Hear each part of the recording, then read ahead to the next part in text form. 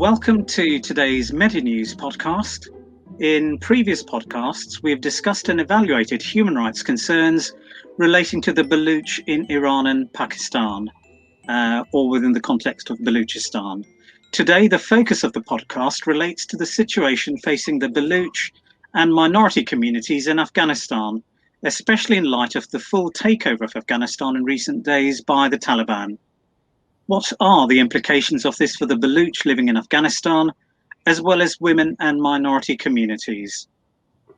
Concerns over the situation facing the Baloch and several religious and ethnic minorities have been overlooked in much of the mainstream press coverage in recent days. As evaluated and discussed in previous podcasts, the imperialist division of Balochistan has led to its controversial integration into the states of Pakistan, Iran, and Afghanistan. For many Baloch, they refer to current Baloch lands as illegitimately occupied by these states, whilst representatives of the states concerned reject such descriptions and accusations.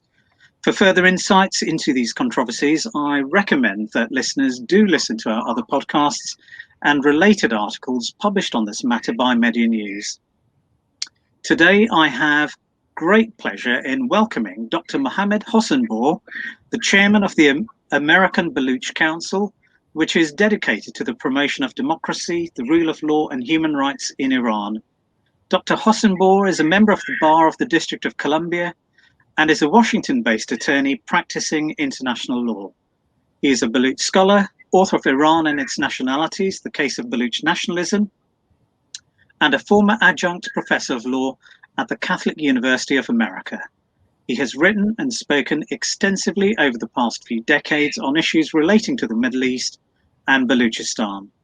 Mohammed also previously served as an energy and economic advisor to the Embassy of the State of Qatar in Washington from 1982 to 1998. On a pro bono basis, he has defended and promoted the human rights of ethnic minorities, Iranian Arabs, Baloch, Kurds, Turks, and Turkmen, as well as the rights of Iranian women and religious minorities, including the Baha'is, Jews, Sunnis, Christians, and Sufis. So welcome, Mohammed, to this podcast program. We're really so pleased to have you with us today. I was wondering if you could please just share your perspectives regarding the implications on the Baloch of the Taliban takeover of the whole country of Afghanistan, and of its implications regarding the dynamics of Baloch struggles over the status of Balochistan and Baloch human rights and their political status in this wider sphere of analysis and understanding. Just a few interlinked questions. If you are able to respond to them, that would be great. How is the Taliban's takeover likely to affect these wider issues and struggles for equality and political recognition of an independent Balochistan? Are the Taliban likely to work closely with the Pakistan Armed Forces, in your opinion, officially or unofficially? And do you think the Inter-Services Intelligence, that's the ISI agency of Pakistan, has been involved in assisting the Taliban in its rise to power in Afghanistan in recent months and weeks, in the same way that it assisted the Mujahideen during the 1980s in their assault against Russian forces in Afghanistan? And again, if you can comment on it at all, what, in your opinion, will be the impact on women and the various minority communities in Afghanistan? And finally, again, were you surprised by the speed at which the Ashraf Ghani regime and its state forces collapsed so soon after the US effectively pulled out? Or, in your opinion, was it predictable? Once again, thank you so much for appearing on our podcast program, and we welcome your comments, Mohammed, and thank you very much. Over to you. Desmond, thank you very much for your kind introduction, and also for the excellent podcast you have done about the human rights of Baloch, Kurds, and other minorities, which of course I know a lot of Baloch and Kurds are following eagerly.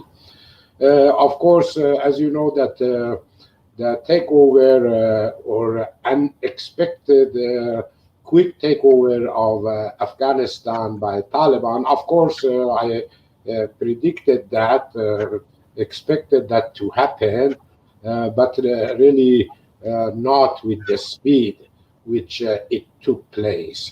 Anyway, this development has definitely changed the regional equation of power in Southwest Asia.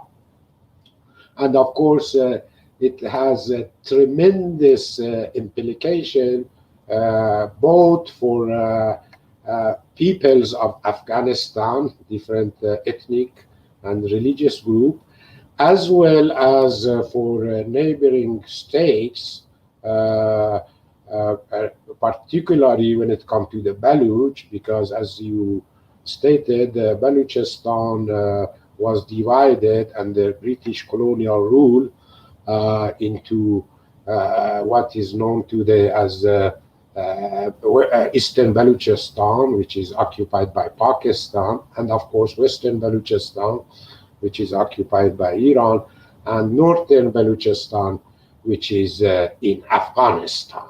So this is one. And of course, Baloch and Afghans, they have historical relations, which goes back to 16th century. And of course, they had a alliance, political military alliance, and there were their kings or their dynasties were intermarried. The kingdom, independent kingdom of Balochistan, Khanat of Kalat, and Afghanistan. So the royal families in both. So they have a lot of commonalities in addition to being neighbors. And of course, Baloch, like Pashtuns, they are Sunnis. And it was, as a historical background, it was an alliance of Pashtuns, headed by Pashtuns or Afghans, and Baloch, which invaded and overthrew Safavid dynasty, which imposed Shiism in Iran in 16th century. So there is a lot of historical relations, and very significantly that overthrow of the Safavid dynasty. And given that background, of course, the development in Afghanistan directly affects Baloch in Iran and Pakistan. But let's start with Baloch in Afghanistan. Of course, you know that Afghanistan, like Iran and Pakistan, is a multinational state comprised of Pashtun as the largest ethnic group, but not the majority. Then you have the Tajik, you have the Baloch, you have the Hazaras, you have the Uzbeks, and you have several other groups like Nuristanis and so on. And of course, Taliban as a transnational political organization, they include volunteer fighters from not only, of course, majority of them Pashtuns, but they include Baloch, they include Uzbeks, they include Iranian, Pakistanis, Muslim, Arabs from all. It's a transnational organization phenomena. And of course, right now, they control a state. So the first implication, of course, Desmond, historically, if we go back to the history, will be that you expect the Baloch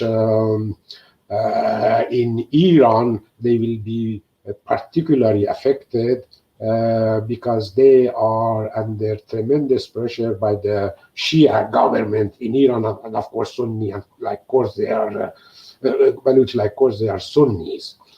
And of course, because of that, a lot of Baloch in Iran, Iranian Balochistan, the religious elements, they supported Taliban, and some of their biggest commanders of Taliban, they are Baloch.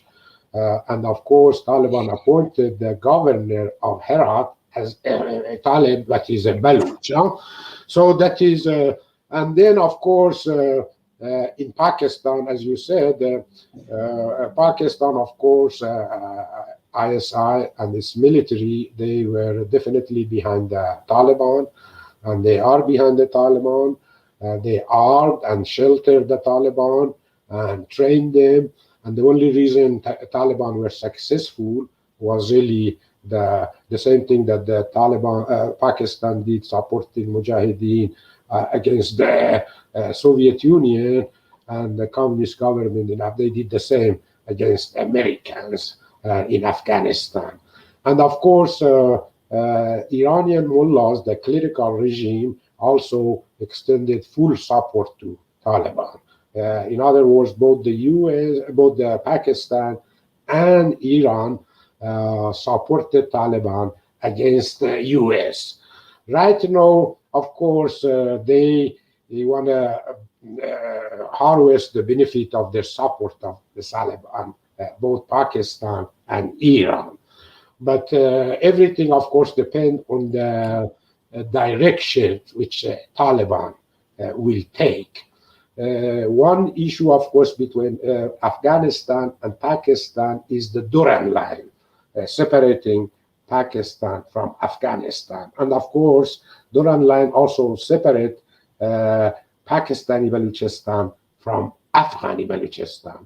And of course, no Afghan government, including Taliban, has recognized the Durand line, which was supposed to expire after 99 years when the British imposed that line, but Pakistan inherited, but Taliban has not. So the potential for dispute between Taliban and their ISI master or Pakistan is still there. That is one issue. And the other issue, of course, is that Taliban may also, if there's a problem with Pakistan, then they may also support the Pakistani Taliban. There is a group called Pakistani Taliban, and most of them are based in Afghanistan. And of course, another area that is also of concern to Pakistanis, Baloch consider Afghanistan their second home. So a lot of Baloch refugees, displaced people, as well as Baloch guerrillas, they operate from Afghanistan. Huh? So that is on Afghanistan, of course, and the same relations exist between Afghanistan and Iran, of course. They have historical, cultural, linguistic relations, but also a tremendous historical enmities between the Persians as well as Afghans. And the fact that Iran has a large Sunni population, including Kurds, Baloch, and the people living around along the Iranian border with Afghanistan. They are Persian, but they are Sunnis. So, as you know, about 1/3 of Iranian population of 80 million is Sunnis. Huh? And of course, Sunnis have been, like Kurds and Baloch, have been extremely oppressed, suppressed, and deprived of any semblance of self-governance. And of course, according to Iranian constitution, constitution of the Islamic Republic of Iran, the Sunnis are reduced to secondary class citizenship because they cannot be elected to leadership position like president or supreme leader, and of course they have never been allowed to hold a key decision-making position in the government, like minister or ambassador or and of course, as you know, that Balochistan as well as Kurdistan have suffered tremendous mass massacres, mass executions, and of course all kind of oppression of repression at the hand of the Iranian clerical dictatorship.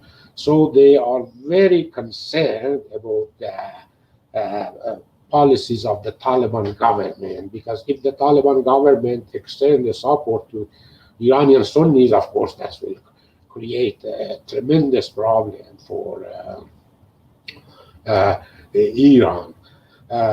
That is one. So the issue, and of course Balochistan, and of course Balochistan in Iran, they are very, very closely working with the Baloch in Afghanistan. So that is cultural, historical, the same tribe, both sides of the border, family ties, tribal ties. So this border really has not stopped Baloch from talking to their compatriots the other side of the border. And of course, another problem between Iran and Afghanistan, they have a dispute about Helmand River, which flow from Afghanistan to Iran, Iranian Balochistan, the Sistan part. And of course, there is a dispute about water rights by Iran. And of course, another major problem which may occur between Iran and Pakistan is Iranian use of Hazara Shias. There is a brigade called Fatimiyun Brigade. These are Shia Hazara refugees in Iran, which were recruited by Iranian Revolutionary Guards, and they were sent to Syria. And a lot of them have returned back to Afghanistan. And of course, Afghan governments, they are concerned that the Iranians may use them as their proxy, the same way they use them in Syria and in Iraq. So that is another major concern. And I think in terms of human rights situation, I believe that the situation will deteriorate in all these three countries, because one reason that Iran and Pakistan were united in supporting the Taliban and against the United States, because they didn't want Afghanistan to succeed in establishing a democratic, rule-based government, respecting human rights and the rule of law. So they don't want such a government in their neighborhood, because, as you know, all of them are totalitarian, military and clerical dictatorship. So that is another reason that they support it. So because of that, I think that the human rights situation, as you know, will deteriorate in Pakistan. So they will increase their suppression of the Baloch in Pakistan. They may expel the Baloch refugees and guerrillas from Afghanistan. And of course, the Pakistanis agent, from what I learned, they are already pressuring Taliban to expel all the Baloch refugees from Afghanistan. And that, of course, will encourage Pakistan to continue its horrific policy of kill of them, which, as you know, reportedly 32,000 Baloch in Pakistan have disappeared, no trace of them. And of course, so they will continue the same policies. And of course, many other Baloch will be placed in jail, the one in Afghanistan. Of course, in respect to Iran will probably do the same, even though Iranian Balochistan have been ruled by Revolutionary Guard, Iranian Revolutionary Guard, for the last 43 years since Islamic Revolution, but they have not been really able to crush the Balochis in spite of their horrific policies of mass arrests, mass executions, and all kind of torture and arbitrary arrest and lack of access to lawyers. And of course, you know, there is really no rule of law. So the Iranian Sunnis probably will see much more crackdown by the Islamic government in Iran. But at the same time, uh, this also may create force the Taliban government, because their whole ideology is based on Islam. Basically, the Taliban are Sunnis, but they're so we call them Sunni Taliban, but that is political Islam. And of course, Iranian so-called Islamic regime, it has the same ideology. It is we call them Shia Taliban, because that is also political Islam, but the Shia version. And of course, both this regime, their ultimate goal is the leadership of the Islamic world, the so-called Islamic world. And that's why the supreme leader, Ali Khamenei, Ayatollah Ali Khamenei in Iran, so he considered himself the leader of the Islamic world. And of course, the new leader of Taliban, Hibatullah, so he will be also consider himself the Amir al-Mu'minin, or the leader of the Islamic world. And as you know, classically, we have a saying in Farsi that seven dervish or Sufi can sleep under one rug, but two kings cannot coexist in the same realm. So, any further suppression of the Baloch probably will bring a reaction from the Taliban, and they may support Baloch in Iran. Of course, Baloch in Afghanistan, of course, they don't have much rights, but unlike Iran and Pakistan, Baloch in Afghanistan have been left to their own devices. And in fact, the Afghan government is the only government which has allowed Baloch to study in their own language. They have published books, school books in Balochi, and while Iran and Pakistan has strictly prohibited any Baloch language from being used as an instrument of education in elementary or high school or college.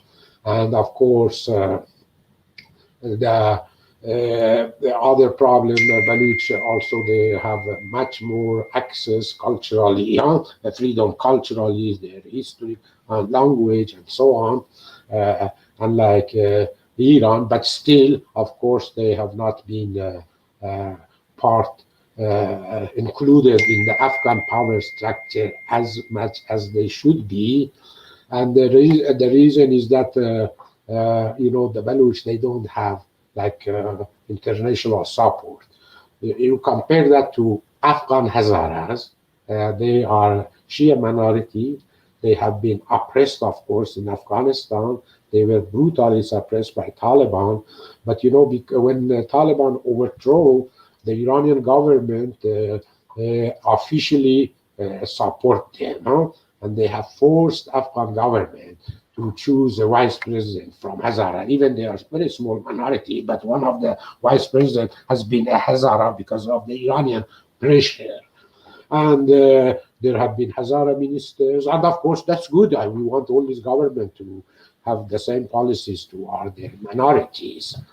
But unfortunately, that has not been the case with the Baloch. Only one Baloch has been the minister of borders in Afghanistan, but they have also maintained a close relationship with the Baloch, the Afghan government. They have nominally supported the cause of Baloch in Afghanistan, in Pakistan, more in Pakistan than Iran. And of course, the reason is those historical relations between Afghan and the Baloch, but most importantly, it is geopolitical because Afghanistan is a landlocked state. They need access to the sea. And when they were allied with Balochistan and Balochistan was independent, they didn't have any problem. They were a major power in the region. But since Balochistan, they lost their alliance with Balochistan, and Balochistan became divided between Iran and Pakistan. They have become landlocked. So that's why they support, at least behind the scene, an independent Balochistan or a Balochistan allied with Afghanistan. This was the policy under King Zahir Shah. It was the policy under the communist rule in Afghanistan. It was also the policy of the Taliban. When they came, they didn't recognize the Durand line. So the question is, what will be the policies of the Taliban toward Iran and Pakistan? But the other important aspect that we have to take into consideration is the new great game in Asia. As you know, that the old great game in 18th and 19th century played between British Empire and the Tsarist Empire led to the creation of Afghanistan and Iran as buffer state, and Balochistan lost its independence. But right now, of course, there is a new great game in Asia between China on one side, US, India, Japan, and Australia, the so-called Quad, on the other side.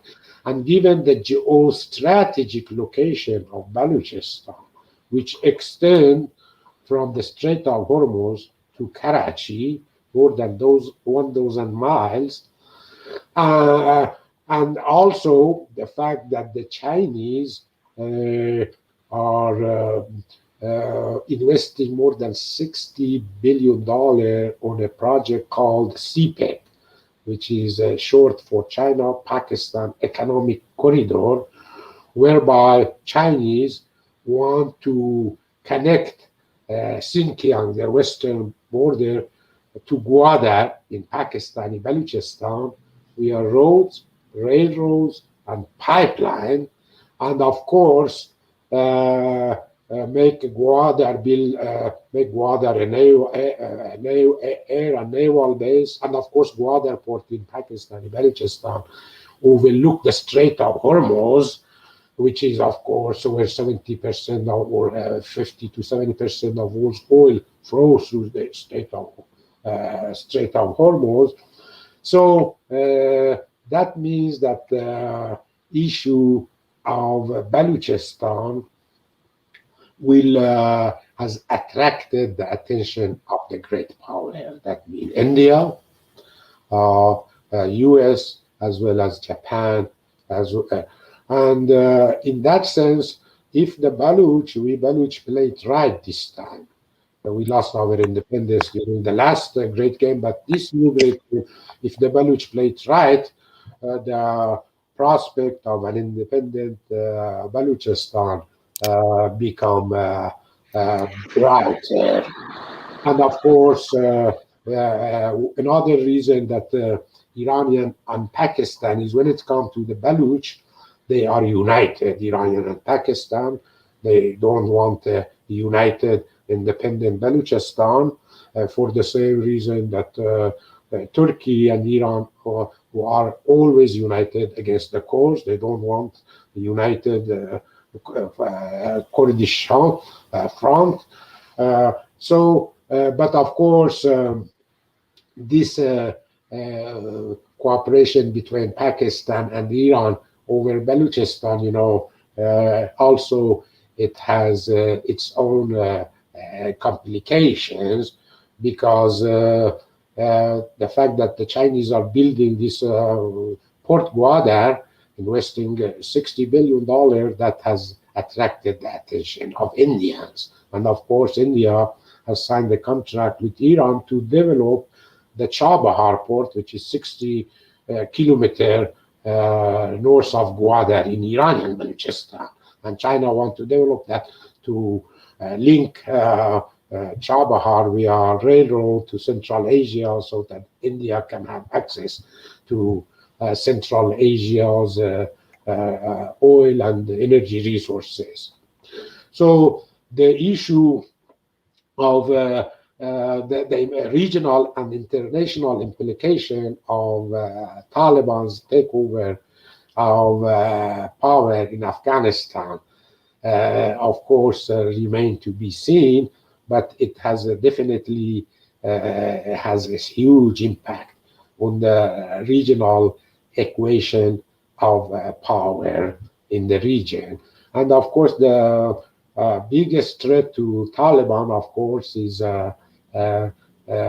if they don't put their house in order and if they don't change course. Of course, they have stated that they have changed from 20 years ago and they are a new Taliban and they will respect the women's rights within the Islamic law. That is what they have stated. And they have announced a general amnesty. But of course, it's too early to judge how they will act. But I believe that what has happened in Afghanistan will strengthen the Baloch in Iran, but will weaken the Baloch in Pakistan, and unfortunately. And of course, we really, the Baloch in Pakistan, our Baloch movement, national movement in Pakistan, as you know, a very secular movement, very democratic movement. They are fighting to establish a secular, independent Balochistan based on rule of law, and of course that may affect what the development in Afghanistan may affect them negatively. But at the same time, the fact that Pakistan has become an appendix of China, and not only Pakistan but the Iranians, they also signed they have signed the contract, as you know, a few months ago with China, whereby China will invest $400 billion to develop the Iranian coast in the Persian Gulf and Gulf of Oman. And by the way, 75% of that money is supposed to be spent on coastal Balochistan, Iranian Balochistan, from the Strait of Hormuz to Pakistani border. So that means that the Chinese, if they are successful, they will have both Iran and Pakistan as satellite or client states, unless the Europe and West move. Because if they don't move and the Chinese are successful in their design in Gwadar and in Chabahar, then the strategic game may be over for the West. And the reason is that right now China, of course, once they are connected to Gwadar via road, railroad, and pipeline, they don't need to go through the Indian Ocean, which is controlled by Indian Navy and the US Navy, and then go through Pacific Ocean, which is, of course, controlled by the US Navy. So they have a direct overland link to Gwadar. And once they are in Gwadar, controlling the Strait of Hormuz, from there, they will overlook Europe, they will overlook the Middle East, they will overlook Africa. I mean, they will be in the center of the universe. From there, they will be in a much better position to follow their aggressive policies, strategic policies vis-a-vis the West in Europe, the Middle East, and Africa. So that is a major danger unless the free world, Europe and the US, wake up and come to their senses in facing the Chinese strategic threat. But for the Baloch, of course, as you know, whatever happened regionally, internationally, of course, Baloch are determined to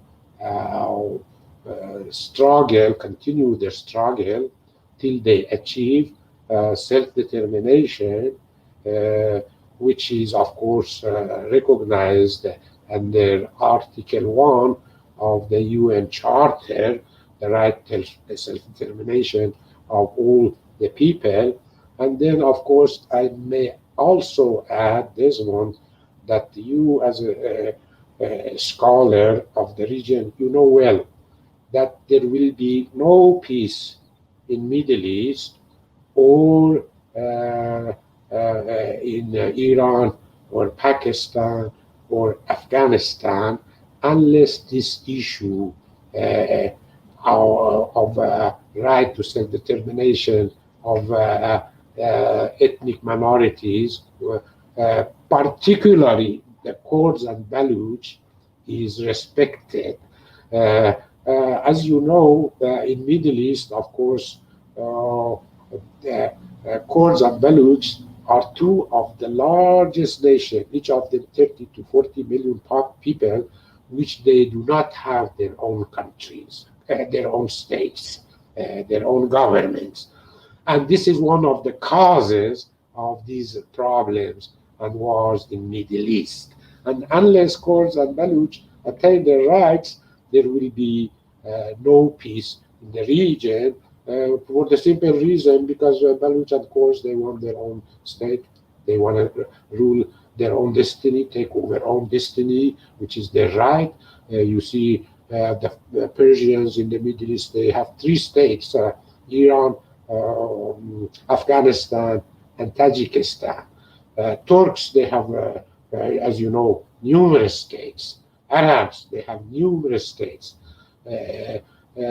Jewish people, they have Israel, but Kurds, Baloch, two of the largest people, nation in the Middle East, they don't have their own state. So how could there be peace? And at the same time, Baloch also understand both in Iran and Pakistan, as well as in Afghanistan, that their fate is intimately linked to the fate of other minorities. And any solution of this issue requires that any government, if they want to survive, if those governments they want to survive and process, first they have to implement rule of law and democracy, and they will never do that because if once you have democracy and there is a referendum, they ask the Baloch whether you want to, then the Baloch, of course, they will ask for a referendum that we want a referendum like Scots or Quebec, whether to exercise our right. And then during that referendum, if it is supervised by the United Nations, an impartial body, they can determine Baloch whether they want to stay in Iran or they want to stay in Pakistan or they want to become independent. I think in the long run, a democratic solution within the framework of international law, I think that will be the ideal solution for the governments. But none of those governments, they want to accept the principles of international law when it comes to their ethnic minorities. And of course, the reasons are several. For example, in Pakistan, as you know, there are four major self-government, federal units, which are Balochistan, which constitute 48% of the landmass of Pakistan. and then you have Sindhis, Sindh province. You have Pakhtunkhwa province, which are Pashtuns, the same population known as Pashtun in Afghanistan. And then you have, of course, Punjabis, which are more than 50% of the population. But this issue right now, as you know, Baloch in Pakistan, Sindhis and Pashtuns, they are united against the central government controlled by the Sindhi. And the same is true in Iran. So Iran has a multi-ethnic state. You have the Persians, which are less than half of the population of Iran, but they are the largest minority. Then you have the Turks, the second largest ethnic group in Iran. And then you have Kurds, you have the Baloch, Iranian Baloch, you have the Iranian Arabs, you have Iranian Turkmens, you have Iranian Lurs. And all these people, of course, they want self-governance within their respected countries, but they have been denied that. So there is growing cooperation among these non-Persian ethnic groups in Iran to change the Shia-centered, Persian-centered clerical dictatorship.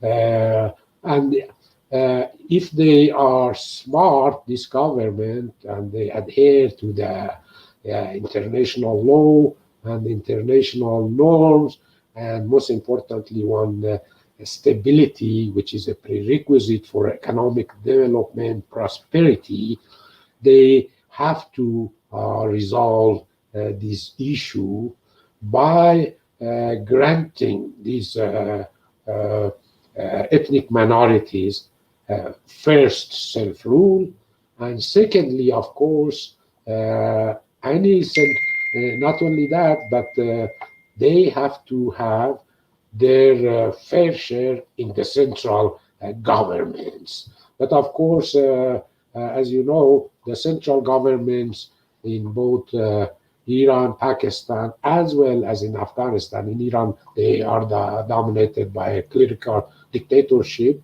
Iranian, which are Shia and Persian. In Pakistan, of course, they are dominated by Punjabis, they are Sunnis, but the military control everything. And then in Afghanistan, of course, Taliban, they are dominated by the Pashtun groups. As I mentioned, that in Afghanistan, their treatment of Baloch is really, they consider Baloch as their own people. So you don't have the kind of discrimination that you have against Baloch in Iran, or repression that they have in Pakistan and Iran. So the problem I see, I believe that in the long run, as soon as Taliban is stabilized, they are successful in establishing in the rule in Afghanistan, then all the tribal dispute, border dispute, ideological dispute, Shia Sunni tension, and then of course the Iranian use of proxy forces, Shia militias in Iraq, in Syria, in Lebanon, in Yemen. These are issues that will force other governments like Saudi Arabia, other Sunni countries in the world to support Afghanistan and Taliban as a counterweight to the growing hegemony of Iran and so-called Shia crescent. And of course, there is always a danger that Northern Alliance, which are non-Pashtuns in Afghanistan, they will regroup in some form, supported by Iran and Russia, and they include the Uzbek, the Tajiks, and some northern groups to challenge Taliban, and of course they will be supported by Russia. And then of course Pashtun will be supported by Pakistan, and Afghanistan will go back to pre-Taliban Iran, which will be divided between the Iranian sphere of influence in the north and Pakistani sphere of influence in the south. That is another dangerous scenario that may happen, and that, of course, will create unrest, intensify the unrest in Afghanistan, and from Afghanistan will spread to Pakistan and Iran and Central Asia. So that is another scenario which is likely to happen.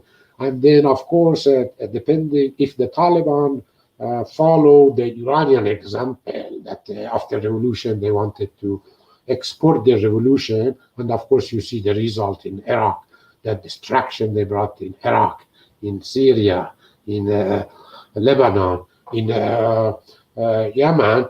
If the Taliban pursue a similar policy and supporting the so-called mujahideen or religious element fighting the Iranians like Baloch or Kurds in Iran, or the Uyghurs, the Muslims in China, or do the same in supporting similar groups in Central Asia. And of course, the Kashmiris and the Pakistani militia, then of course that will create also tremendous political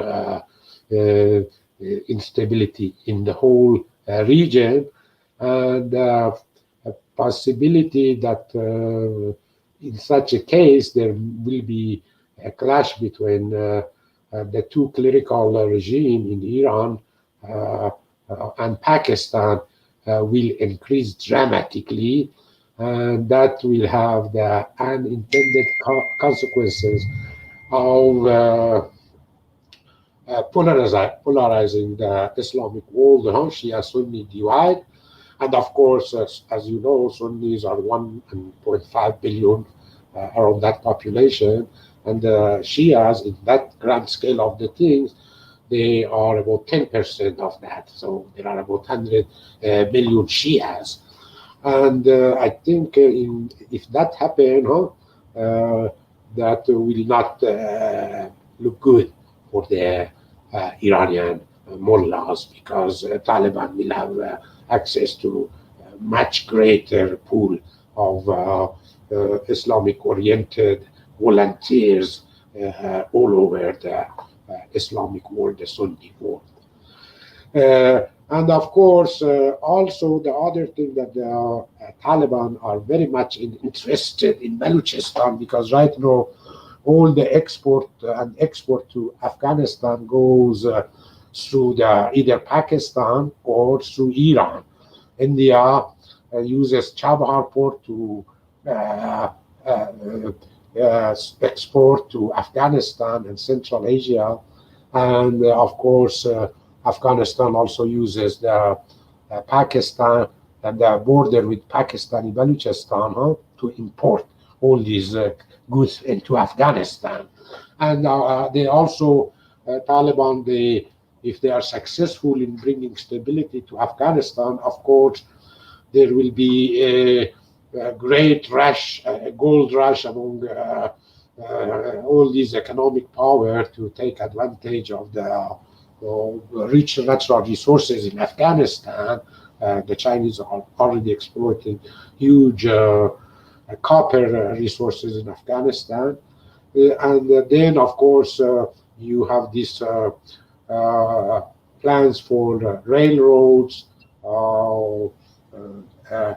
and pipelines going from Central Asia, like Turkmenistan, Uzbekistan, to Gwadar, through Balochistan, Pakistani Balochistan, with two Chabars through Iranian Balochistan. So, and of course, the stability of those lines will require that the Baloch cooperate, with otherwise the Baloch guerrillas. It's a huge distance and scattered population, so such projects will be definitely targeted by the Baloch, as the Baloch have targeted the Chinese CPEC projects in Pakistan, and there have been numerous attacks on Chinese personnel and facilities in Pakistani Balochistan, as well as all over Pakistan. So that is another issue. The question is whether the Taliban want to act independently from Pakistan, have their own, because if they want to be the Islamic leader, then they don't want to be follower of Pakistani. So that is another issue, how they will act. But I think the Chinese, the Russians, the Americans, and the Indians, of course, are playing, will play their cards. So whatever they do, that will affect Afghanistan and the region. And of course, the Taliban has the opportunity to play the great powers to, of course, get the concession they are looking for. But most importantly, if they want to successful, Taliban have shown that they are a political military force to contend with. The question is whether they can show that they can govern also. If they can govern, if they want to govern 38 million Afghans, that means that they have to plan to for economic development, and that means that they have to play as if they are part of the international community. They are accepted by the international community, and then plan an economic development to bring jobs, to create jobs, to attract international investment, to build a modern state where the rights of citizens are guaranteed, and the will of citizens in choosing their elected leaders are respected. This is really the big challenge for the Taliban. They have, of course, as they said, Afghanistan has been the graveyard of the empires, and right now, I think Afghanistan has to attract the attention and the investment and aid of the great powers if they want to succeed in modern world. And the sign is there that the new Taliban may, because if you judge them by the last 3-4 days, you see that they're what they have done. Of course, it's too early to judge, but from their statements, they are more interested in governing this time than their adventures regionally and internationally. So that is what I can say, and I'm open to any question, Desmond, you may have, and issues I have missed. No, thank you so much. I mean, that is a really sophisticated and complex assessment and analysis, which I think very few people really consider when, a lot of the sensationalist news, perhaps understandably, focusing on the takeover and, the fear and the terror and obviously the US withdrawing. But given the scenarios you've so carefully described, it sounds like conflict and further destabilization is quite likely to increase given the strategies you've described by the surrounding states. That's the potential conflicts, obviously, as you say, with Iran, Pakistan, and again, you've then got the superpowers involved in the great game with Afghanistan interconnected with everything else. So you've obviously got China and the US, and as you said, you've got Saudi Arabia and a lot of the other groups involved in terms of this conflict as to who's going to champion religion, and in terms of the scrambles for riches, the scrambles for ports, the minerals. It's really quite interesting. I mean, you mentioned obviously that the Taliban perhaps are just trying to secure power. Perhaps that could be in the short term.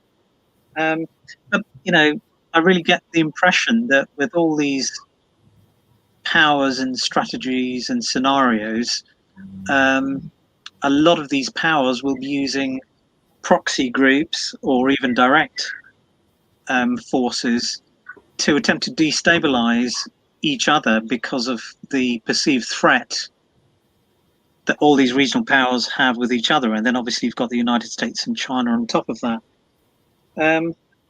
So it does seem that the actual issue of human rights of religious minorities, of the Baloch, a lot of the other ethnic groups you're talking about, and certainly women, I really wonder whether they're actually going to have any significant importance beyond these bigger treasures, riches and resources, and religious priorities which these powers have.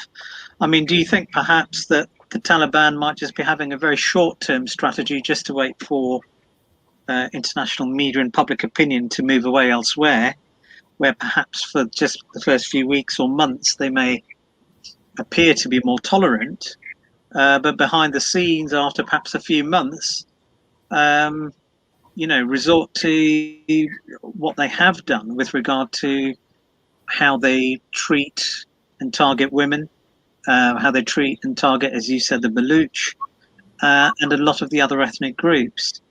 I was just wondering, do you have any information about how the Taliban might have been treating women, other minority groups, and the Baloch as they were sweeping and taking over Afghanistan in the last few weeks and months? Are there any trend lines there, perhaps, which might imply or suggest how they might be operating? Yeah, of course, Taliban. Sorry, you were still talking. Yeah, of course, Taliban. They issued several statements yesterday, as well as the day before yesterday, regarding their policies about women. They said that Afghan women, they can go to school, they can work, but within bound of the Islamic Sharia or Islamic law. And of course, that means segregation of women. And of course, let's say they want women to work.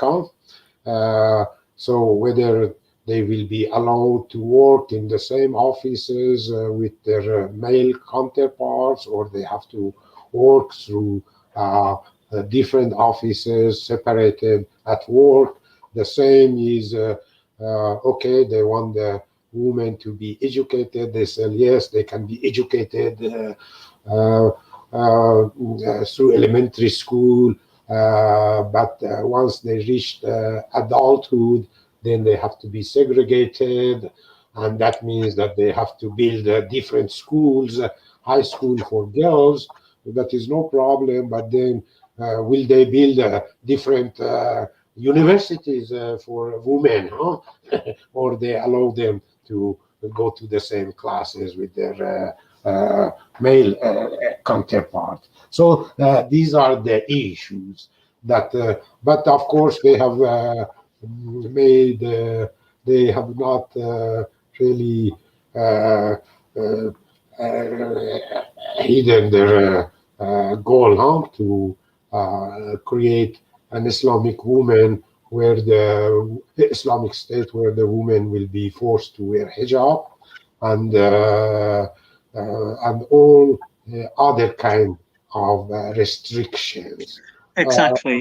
There would be a whole range of restrictions Yeah, yeah, and submission to males. Basically, it yeah, would be a patriarchal structure, wouldn't it? yeah. And then, but also we should not forget that Afghanistan society has changed in the last 20 years. So a lot of girls and women have tasted this taste of freedom. A lot of them have been educated, and not only that, but a lot of Afghan, their male relatives, a lot of them have been educated. And of course, those women, probably they will raise their voice, will try to defend their rights, and of course, they will have the support of all freedom-loving people, all over the world, And I think by keeping the issue of women's rights and human rights in general alive internationally, and Yes.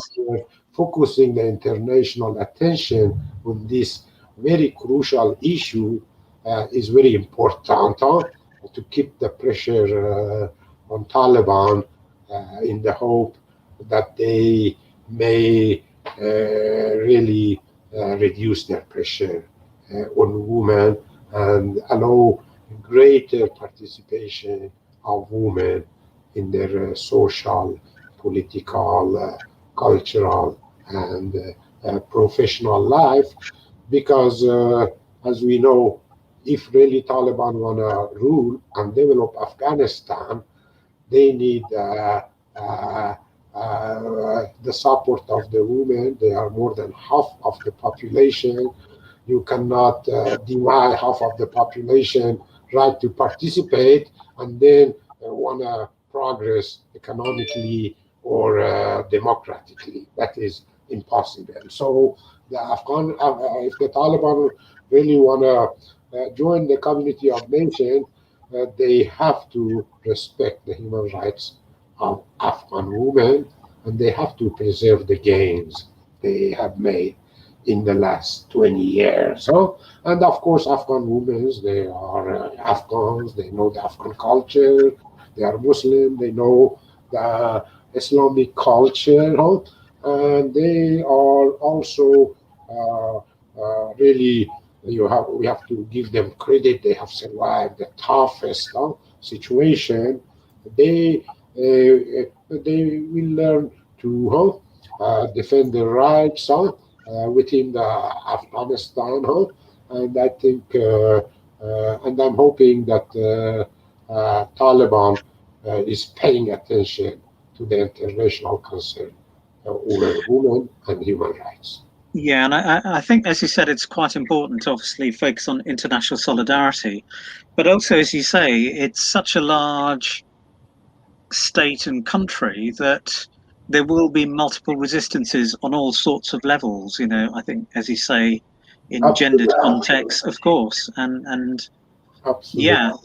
The other thing, of course, I know we've experienced that in Pakistan and Iran, and some reports have talked about the Taliban doing similar things, which is basically just cutting off people's access to telecommunications, the internet, etc. So I think that'll be again another interesting point in terms of what may be hidden or not hidden, based upon those freedoms, which I think would restrict news coming out or news of resistances in different places. Just another point as well. You mentioned that obviously Baloch was taught in schools in Afghanistan, or it was permitted. Do Yeah. you think the Taliban will be permitting the teaching of different ethnic languages, or is that an open question again, as you say, based upon how they practically think they can maintain power right across all the provinces? Yeah, that is very important issue. Of course, Taliban as a transnational force, Yes. having people from different ethnic groups, they one of their main policy, they have forbidden any reference to ethnicity, in their ranks. They have forbidden it, So everybody is told that you are fighting under the flag of Islam, and of Yes. course, Islam is against nationalism. That was the Yeah. reason that Yeah. they supported Mujahideen against the communist nationalists in Afghanistan. Yeah. So they don't allow that. The question is whether they will allow similar freedom for Baloch or other things. I believe that they probably will allow that because right now the constitution of Afghanistan recognizes different ethnic groups, and Taliban probably at least in right now there are two official languages in Afghanistan. One is Pashto and one is Dari or Farsi, but all other languages are also recognized. The fact that they are supported by Iran and Pakistan, at least they were till they assumed the power. It means that they will be also pressured by Iran and Pakistan to adopt their repressive policies in Afghanistan. So, as you know, whenever there are these huge popular demonstration in Iran, and of course the clerical regime always terminate internet and block social media to suppress those demonstrations. So probably, and Pakistanis do the same. So the Taliban's probably will follow their. Yeah. They will implement the same policies. At the same time, as you know, the Pakistanis and Iranians, they are very, very sensitive about their policies toward the Baloch because both of them, they have huge Baloch population and large land. And then Taliban, of course, a lot of their followers are big, their commanders, including the governor of Herat, the third largest city bordering Iran is a Baloch. So Taliban, of course, they that is an issue that they probably will have a clash with Pakistan and Iran one way or the other, because one issue between Pakistan and Afghanistan, as we mentioned, is the Duran line. Whether the Taliban will accept Duran, recognize Duran line, that is another question. No? And of course, the Iranians are extremely nervous behind the scene about the takeover, because they see the Taliban as a Sunni. They are Sunnis, they are Shias, and of course they see them as a long-term challenge. That is one.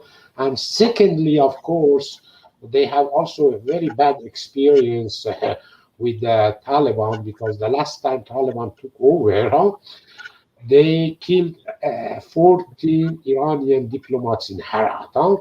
Yeah. And of course, the Iranians, they officially, of course, they expressed their dissatisfaction. They said, "Oh, we will take revenge." But I think they didn't act publicly, at least behind the scene. They may have taken revenge and so on, from what I heard. But Yes. obviously and publicly, they didn't take any action. And the reason is the same thing, because they saw that the Russians went there, and they failed. And right now, of course, Americans went and they failed. So the Iranians are extremely nervous. And given the history that the Afghans attacked and invaded Iran and overthrew the Safavid dynasty, so they are extremely worried that they may support the Iranian Sunnis, particularly Baloch. And not only that, they may also attack Iran because they have nothing to lose, the Taliban. The whole country is destroyed. But Iran, of course, Mashhad, Isfahan, they are prospering. And, if they attack Iran, they have nothing to lose. And they are, of course, their warrior character has spread all over the world. So they are Sunnis, of course. They have access to 1.5 billion Sunnis. There are always those extreme religious elements, which are attracted to for the same reason that the Shia are attracted to Iran. The Sunnis they see Taliban as a counterweight to Shia Iran. So a lot of Sunnis they are supporting Taliban. So this is a big challenge to the mullah. So, and of course, as you know, the whole problem in Middle East started with the U.S. invasion of Afghanistan and Iraq and overthrow of the two governments in Iraq and Afghanistan. Because before that, there was a regional balance. Iran was balanced, by Iraq in the west and Afghanistan in the east. So there was a regional balance of power.